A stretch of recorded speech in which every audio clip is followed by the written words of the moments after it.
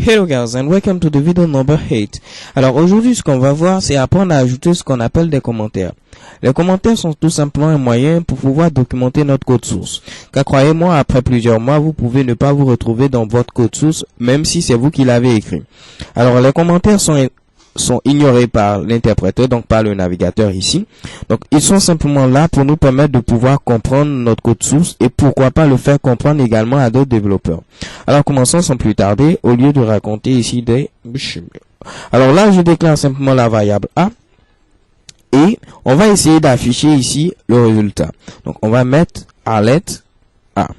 Donc je le rappelle, la fonction alert permet de tout simplement d'afficher ici un message. Donc en l'occurrence ici on va afficher le contenu de la variable A. Donc pour mettre ici un commentaire monoligne, c'est-à-dire un commentaire sur une seule ligne, il suffit de mettre ici 2 fois slash et je mets ensuite mon commentaire. Donc la déclaration de la variable A. Je peux également documenter cette seconde instruction, donc commenter cette seconde instruction. Je mets 2 fois slash et je vais dire par exemple ici devra afficher undefined.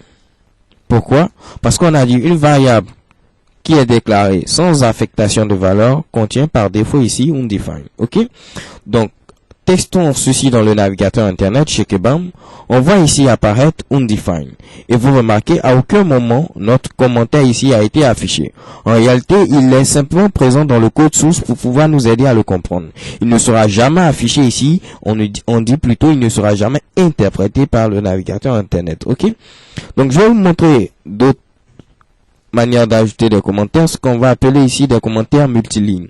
Les commentaires multilignes nous permettent de pouvoir ajouter des commentaires sur plusieurs lignes. Donc si vous avez des commentaires assez longs, donc vous pouvez utiliser cette seconde méthode pour ajouter des commentaires sur plusieurs lignes.